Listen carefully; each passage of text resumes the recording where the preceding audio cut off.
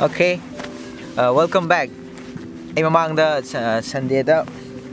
question and answer gi vlog uma tor kan have do ay tawjarge ji. Okay.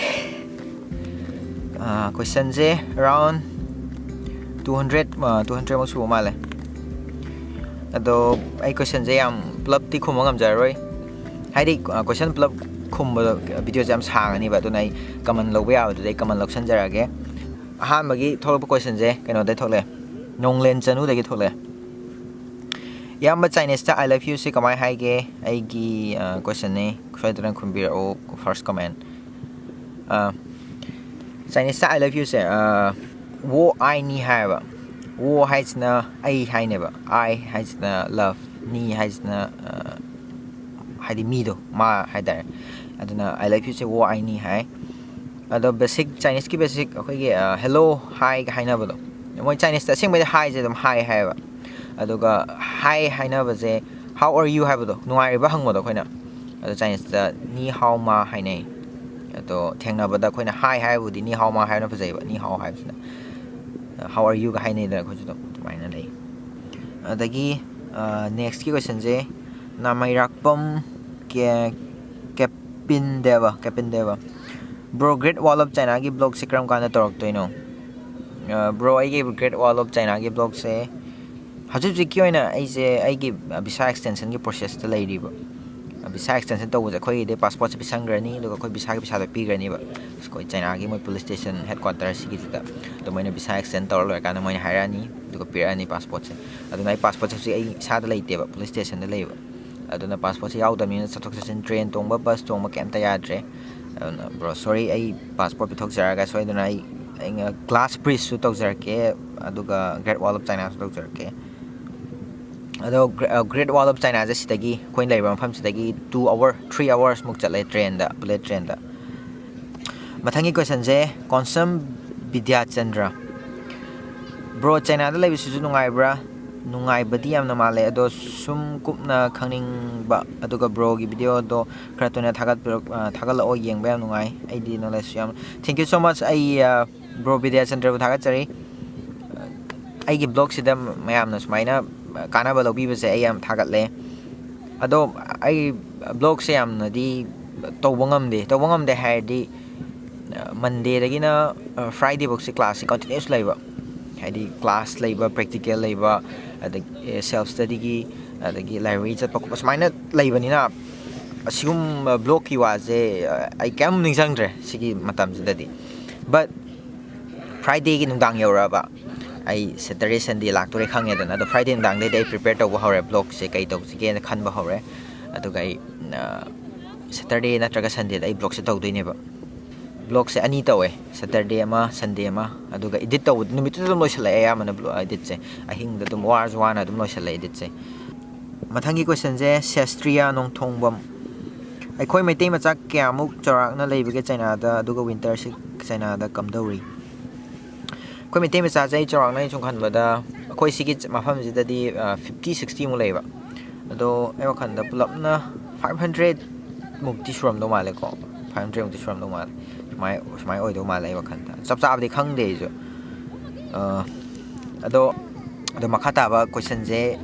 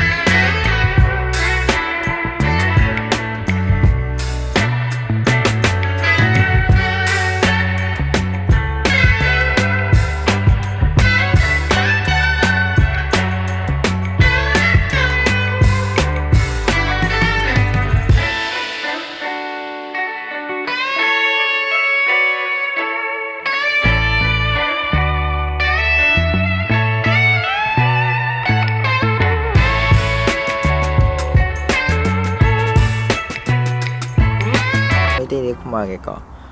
bro ꯃꯈꯣꯏꯒꯤ ꯃꯦꯗꯤꯁꯤꯟꯁꯦ Chinese medicine ꯑꯣꯏꯕ꯭ꯔꯥ ꯅꯠꯇ꯭ꯔꯒ allopathy ꯑꯣꯏꯕ꯭ꯔꯥ government private hospital ꯀꯅꯥꯅ ꯍꯦꯟꯅ ꯅꯥꯟꯒꯦ ꯈꯦꯠꯅꯕ ꯈꯔ ꯈꯪꯕ ꯄꯥꯝꯖꯩ ꯃꯅꯤꯄꯨꯔꯒ ꯑꯗꯨꯝ ꯃꯥꯟꯅꯕ꯭ꯔꯥ ꯃꯣꯏꯒꯤ ꯃꯦꯗꯤꯁꯤꯟꯁꯦ medicine ꯃꯈꯜ ꯑꯅꯤ ꯂꯩꯕ ꯑꯃꯅ Chinese traditional medicine ꯍꯥꯏꯇꯥꯔꯦ ꯑꯗꯨꯒ ꯑꯃꯅ ꯑꯩꯈꯣꯏꯅ allopathy ꯑꯩꯈꯣꯏ ꯍꯧꯖꯤꯛ ꯇꯝꯃꯤꯕ chemistꯀꯤꯁꯦ ꯑꯗꯣ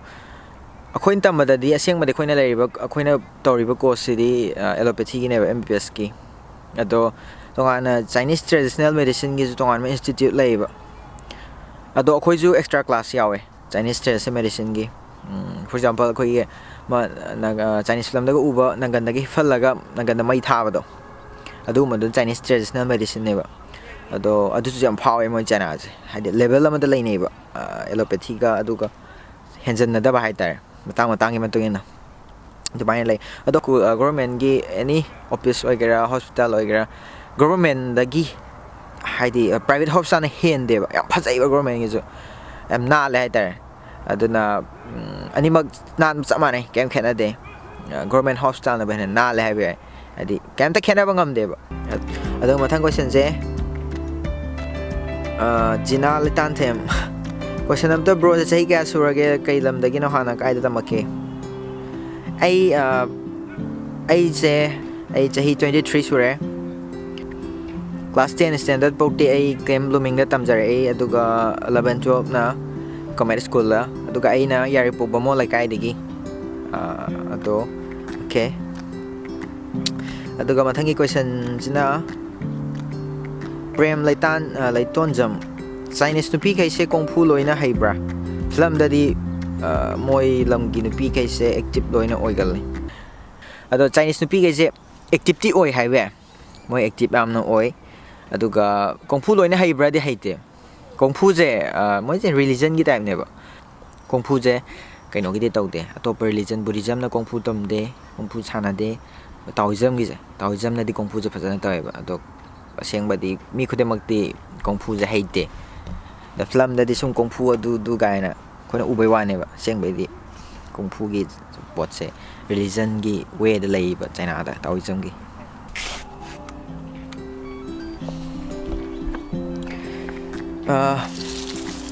mathangi question jina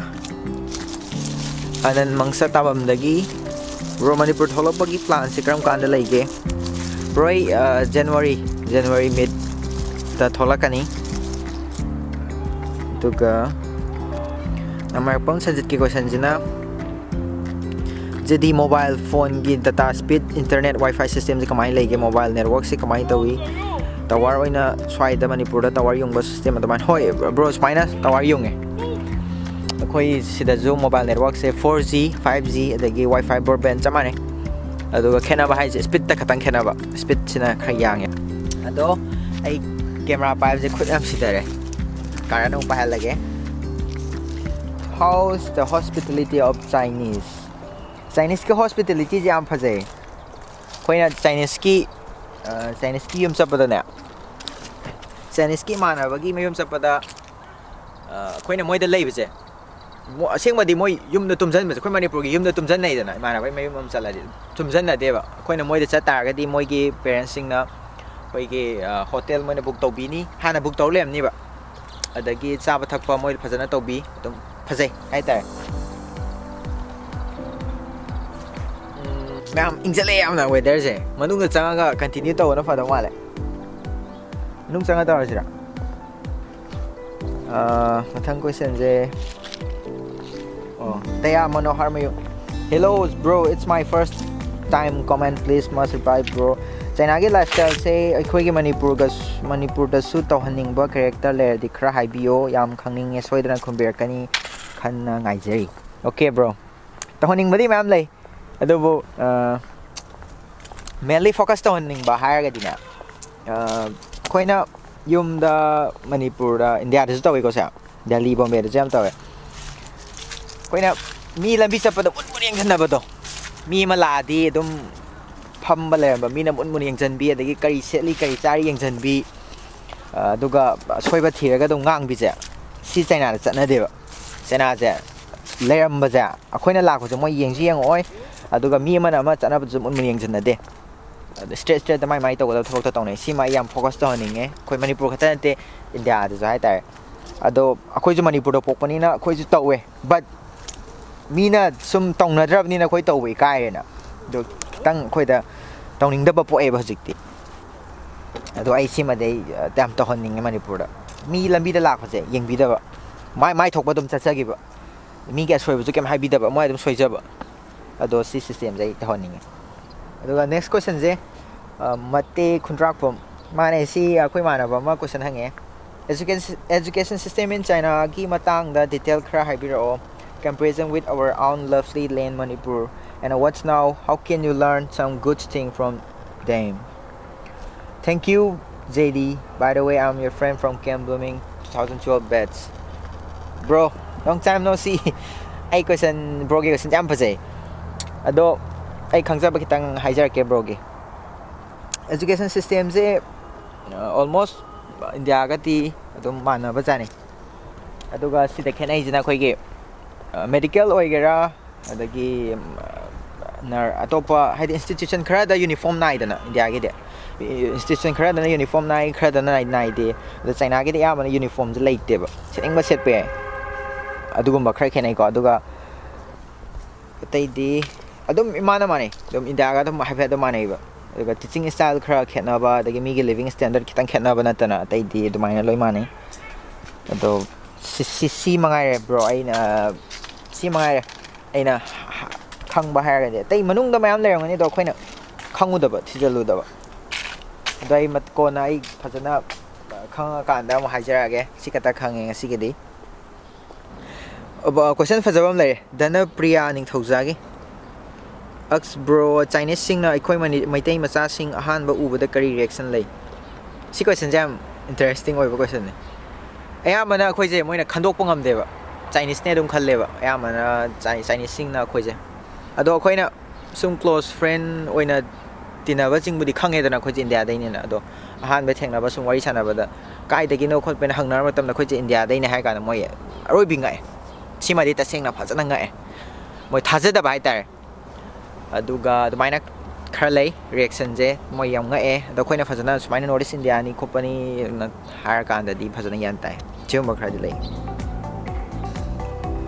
Henry mangang bro China da gi ngari cha ba phangbra ngari cha di phangde yum dai ngari mem pore ngari cha di phangde yum dai di mem pore Hidam Rosen yamba China gi mioi sing se loina nungai bra India da di Manipur macha phawa Delhi da chinki haina laknai sumaina China da su India macha da lakna bra bro city no absolutely no China da racism gi pot se yam tang athe ta Indian ju sida kem ta duguma kem ta thokte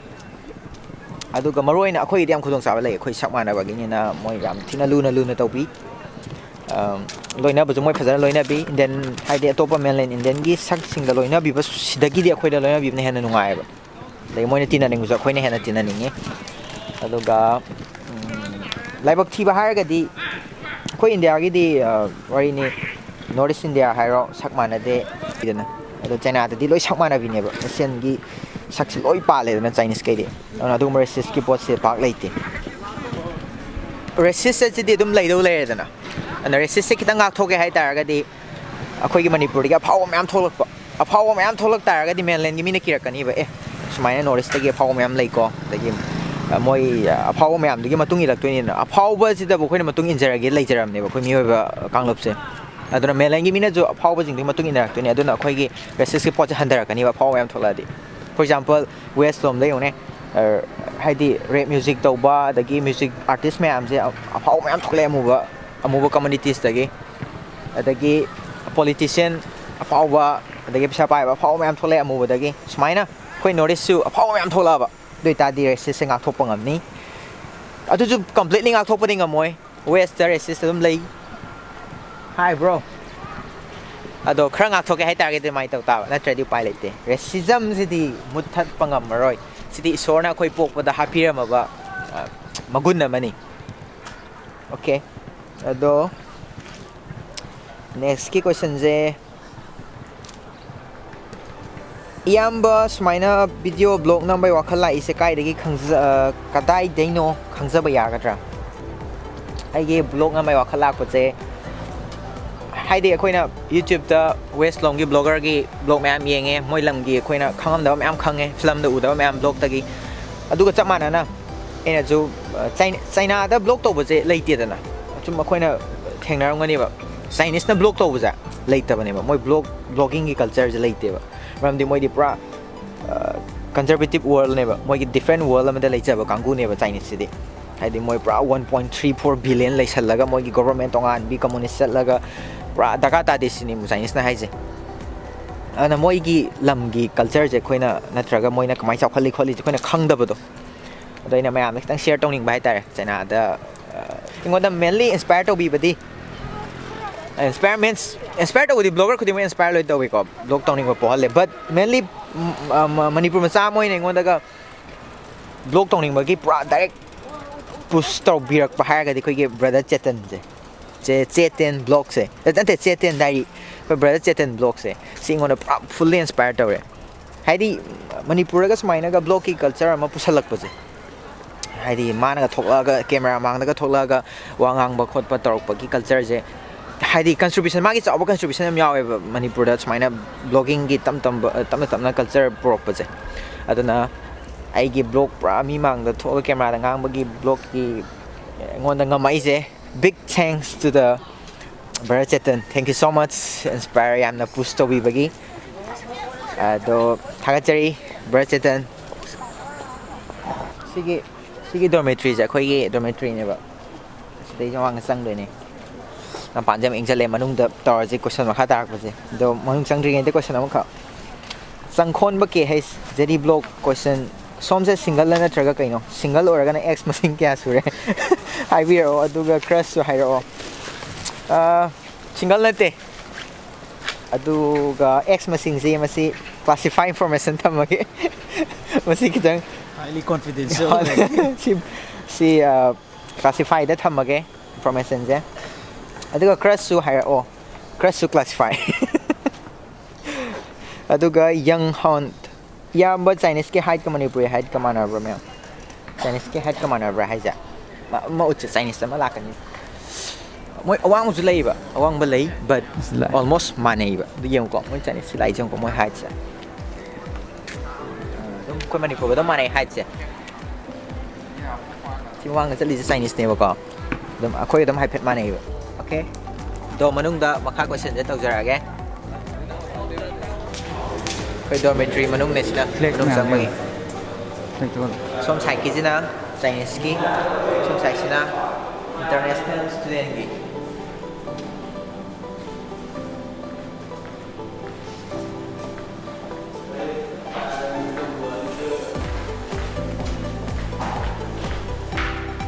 ei question answer ki blog se khara wali jai room da tau jara ge khoi dormitory manung ne se kai mana bagi room nuna silaya 423 daga igina 415 kata ba se room do interact ai room silaya 415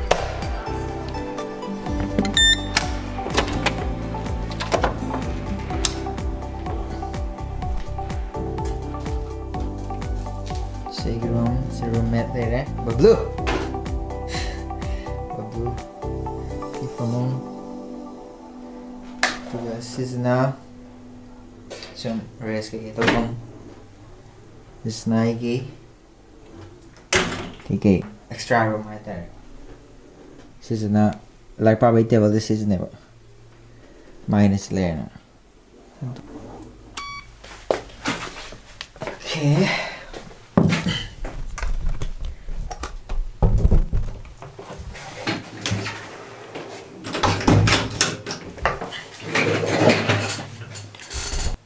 Ay question khale mi je si khumjara ke kataba palo inga bai tar palo inga mina sa do keno tawre so si do intang jara ke question cookie sonia mangang daje di hoigi college ta uniform set bra सेटलगदी नुपी अमगा uniform सेटलगा थागपिरो post ओरसु अदुगा आइना हंगनिंगिसिना अखोय Chinese drama यंगबा काना नुपी सिंगे ड्रेस सिंगसे नुपी सिंगी ड्रेस सिंगसे लाना दि लोबिगनु स्कर्ट मक्ति ओरसु स्कर्ट मक ओरसु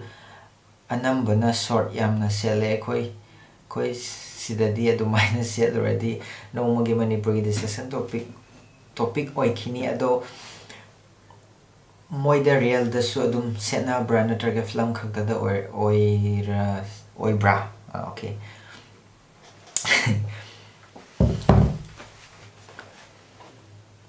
सिगी क्वेश्चन जे कनो तवे होय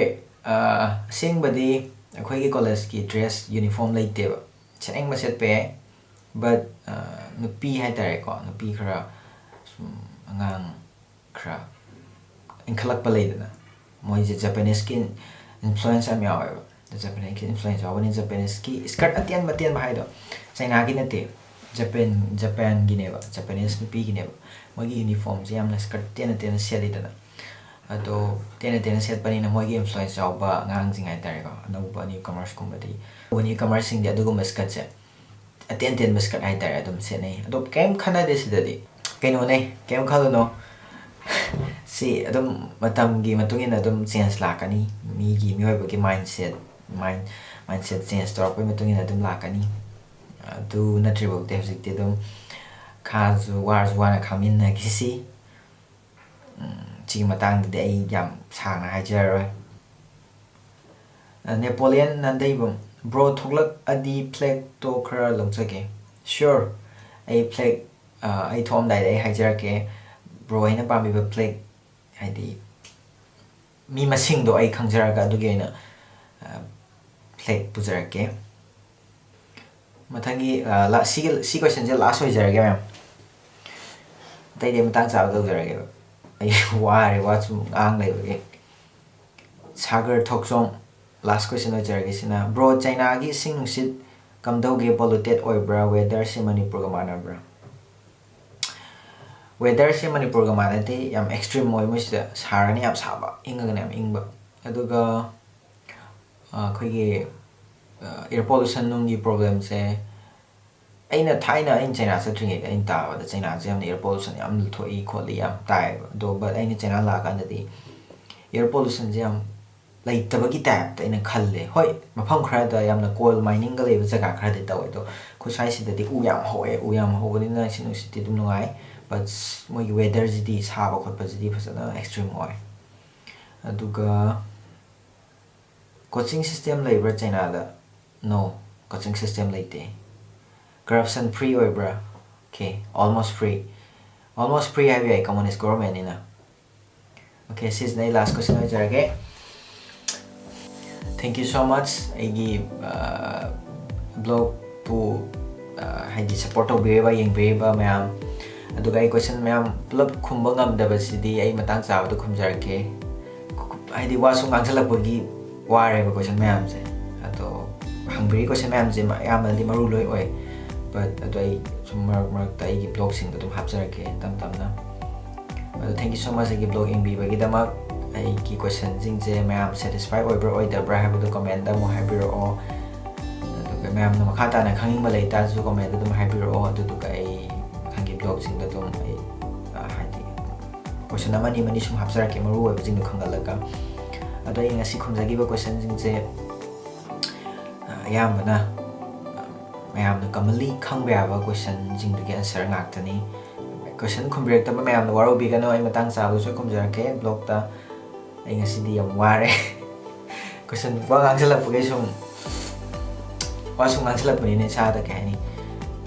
keno tok sale ai matang sa to jarage thank you so much ai blog in bi ga ma see you in my next vlog bye